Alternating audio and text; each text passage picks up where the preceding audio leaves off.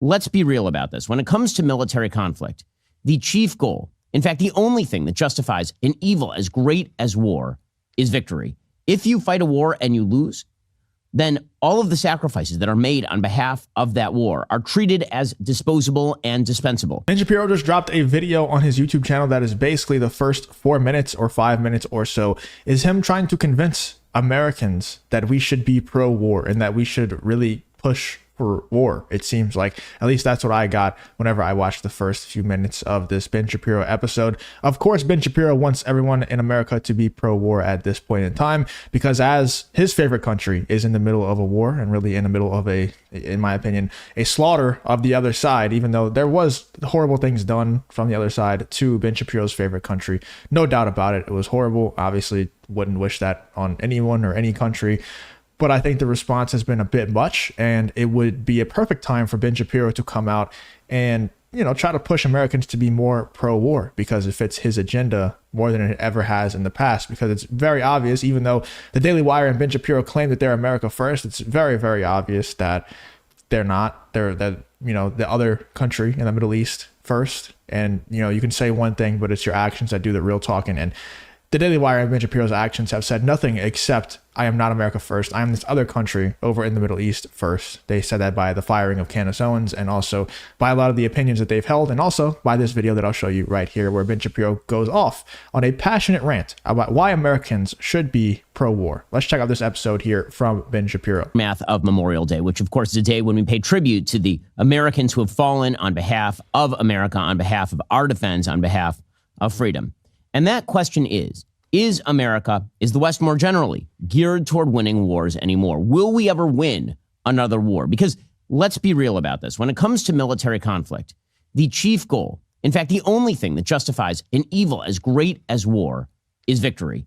If you fight a war and you lose, then all of the sacrifices that are made on behalf of that war are treated as disposable and dispensable. If you fight a war and you fight a war not to win, then you have spent blood, you have spent treasure, you have made human beings sacrifice their lives for a thing that has not actually been effectuated. Where is the virtue in that? The first rule of war is win. The first rule of war is win. So if you enjoy content like this, make sure you subscribe to the channel and turn on the notification bell. It really does help me out a ton. Let's get back to the video. If you're the West, the question is, can we win wars anymore? Because it's been an awful long time since the West actually won a war. You can't really say that the West won the Afghanistan war. We didn't. America didn't win that war. We didn't win the Iraq war. That place is now a sectarian hellhole. The United States didn't win the Vietnam War, obviously. The United States won Gulf War #1 in the sense that Kuwait is no longer dominated by Iraq, but obviously that did not end with the deposition of Saddam Hussein. He retained his power, and that led to Gulf War #2. The United States really has not won a war in any serious fashion since the Korean War. We've had little conflicts here and there where we've been able to maintain the peace. The last big war that we quote-unquote won is the Korean War. Even that ended with an armistice. With that said, at least South Korea exists as a thriving independent state in the modern world. But that is fully 3 generations ago. So why is it the West? Why America? Why don't we win wars anymore? Well, there are 3 conditions to winning wars, 3 preconditions that have to be fulfilled if you want to win a war. I mean, the easy answer for me is like the hard times create strong men, good times create weak men, that whole thing. It's not like we're not thinking about war on a daily basis anymore. Life has gotten really good for Americans to the point where they have to create their own wars within America, where you have to create, the race wars, and you have to start fighting wars for other countries that you're not even involved in, like Ben Shapiro and the Daily Wire love to do, but also the other side loves to do as well. And in reality, the side that's like pro-Palestine and protesting on college campuses and stuff like that, number one, they're doing it because they're bored and life is too good and they have to create their own wars. Number two, they're doing it because they just don't like America very much, and I'm not super pro-Palestinian, I'm not super, pro-Israel or anything. I just kind of am pro staying the hell out of it and not caring, as dark and sociopathic as that might sound.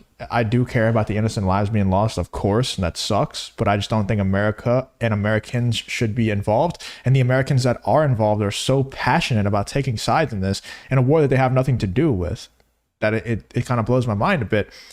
I think the reason why we're not going to win any wars anymore, or it's because we're not thinking about that anymore. You look at the people who are accepted into the military, it's more about diversity, equity, and inclusion than it is about building a strong military. You know, even the leaders of the military, it's more about just finding the most weird, you know, looking creature that they possibly can, that has the weirdest pronouns they could possibly find and the weirdest sexuality they can possibly find, just to have them as like a statue or a trophy to sit up there in a glass case and say, hey, look who our military leader is. You know, it's all just for show now. It's not, people don't really care about building a strong military, or, you know, it's just not something that you're thinking about on a daily basis. Everybody's fat because they don't have to think about fighting for their life. So if the West, if America, Canada, UK, if any of these countries actually had to go to war and fight a war, I don't think they would win, because not only all that stuff, or the military is a joke because of DEI mindset,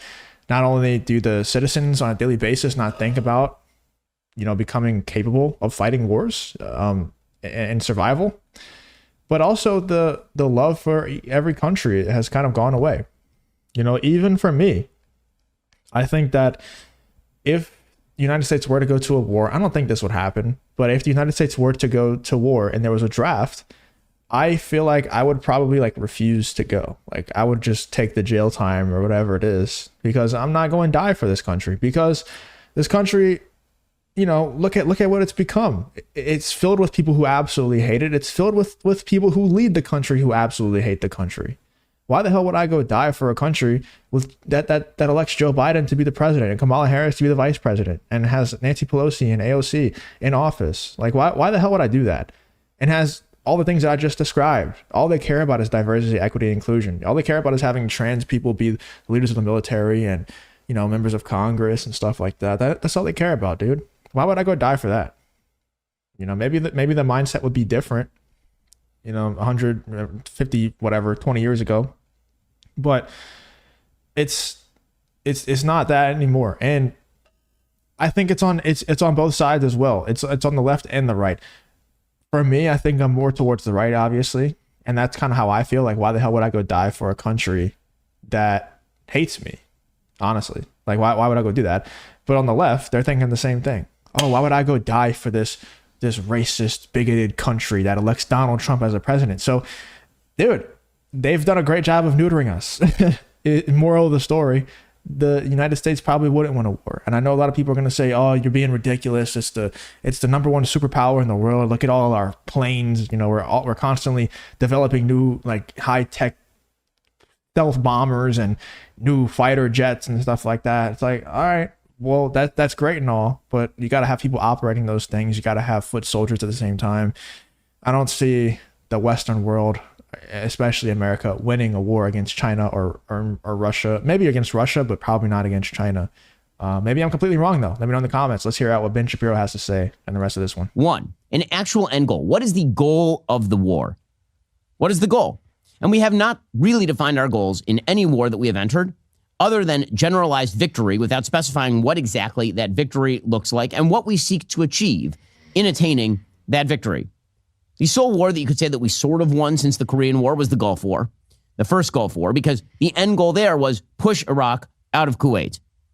The problem there, of course, is that there were sort of bifurcated goals, because half the government wanted to simply go on and depose Saddam Hussein and end the threat from Saddam Hussein at the time. But you can at least say that that was a victorious war in the sense that its original goal was attained. So an end goal that is realizable. Second, military ability to achieve that end goal. And that means building a military that is capable of actually attaining that goal. It doesn't always work that way. Sometimes, for example, the United States military is stretched too thin. Virtually all Western militaries have spent an extraordinary amount of time and money in the past post-Cold War era, really, in trying to shrink the size of the military, light footprint militaries. And that means sometimes your military ability is not up to what is necessary in order to achieve the end goal. But the biggest obstacle to winning a war that currently exists for the West is not lack of end goals or even lack of military ability to achieve the end goals. The real failing is the political willingness to take the measures necessary to obtain the end goal. Again, as we've said, there are some military means that a country is unwilling to undertake in favor of victory. So, for example, you're not going to just drop a nuke on a country to get them to decrease oil prices, for example. But the real problem here is that the West is no longer in favor of victory because political leadership and public support for victory in war is totally and utterly lacking. By the way, you know, this kind of does seem like Ben is a little bit salty, a little bit mad that the United States isn't just completely backing his favorite country in this Middle East war that's happening right now. Am I reaching? Let me know in the comments if I'm reaching. It kind of seems like what it feels like, although he's not completely wrong. It's just very, very convenient, the timing of this video. He's not completely wrong. What I think is happening now, the United States, it doesn't seem like they want to go win any wars. They just see wars as an opportunity to get involved and, you know, make money. If we're being honest, the weapons manufacturers, you know, like the Lockheed Martins of the world, they love this stuff. Like, they love war, and a lot of the politicians are bought out to them. So they see Russia invade Ukraine and they're like, okay, we're going to support Ukraine so that we can get involved in this and, you know, make some money off of it, keep it going. But we're not going to support Ukraine enough to just crush Russia. Why would we do that? We could just keep this war going forever. Oh, we see this Middle East war happening. We're going to support one side enough so that they don't, you know, it completely end the war, but we also want to get involved enough. So it's a bunch of these proxy wars happening around the world where the United States doesn't really want to win, but they do want to be involved and they want to make the money off of it. So he's not completely wrong. Ben Shapiro isn't, but I think it's very convenient, the timing of this video. even in places where the West isn't directly involved, meaning America and Europe aren't directly involved, where we're just funding other people to fight wars. Oh, he just brought that up right after. I didn't even watch this far into it. He just brings that up right after. Public support can no longer be maintained, even for the most anodyne political issues. That's a result of the public, first, not understanding why we fight particular wars, and second, not understanding the nature of war itself. That combination is absolutely toxic. When it comes to not understanding why we fight particular wars, that's because we've emptied the rhetorical barrel over and over and over again without actually explaining America's interests in particular conflicts. Politicians cite bumper stickers like democracy or our way of life. We'll get to more on that in just one moment. Yeah, so basically he's just campaigning for us to get more and more involved in the war in the Middle East and just take a side and go ahead and just crush the other side. Basically what he's doing, he's using a Memorial Day to push his agenda over in the Middle East. This guy he just has no bounds, man. Let me know in the comments what you're thinking about this Ben Shapiro video. We're not going to watch this ad. We're just going to cut it here. Let me know what you're thinking. Do you agree with him? I think he's making decent points, but it's loaded back end with his own personal agenda, so it's hard to fully agree with him, even though he is making good points. The last part you kind of have to disagree with a little bit, even though I do agree with, like, the politicians, they don't do a good job of explaining America's interest in certain foreign wars and stuff like that. The reason why they don't do a great job of explaining those interests is because they're all selfish and they're all for money and profit and stuff like that. So that's why they just do vague things like, oh, our way of life, preserving our way of life, preserving democracy and stuff like that. Because if they actually explained what our motives are being involved in these wars, it wouldn't go too well for them, in my opinion. Let me know in the comments what you're thinking about this Ben Shapiro video. Do you agree with him? Do you not? Let me know in the comments about what you think about this whole video.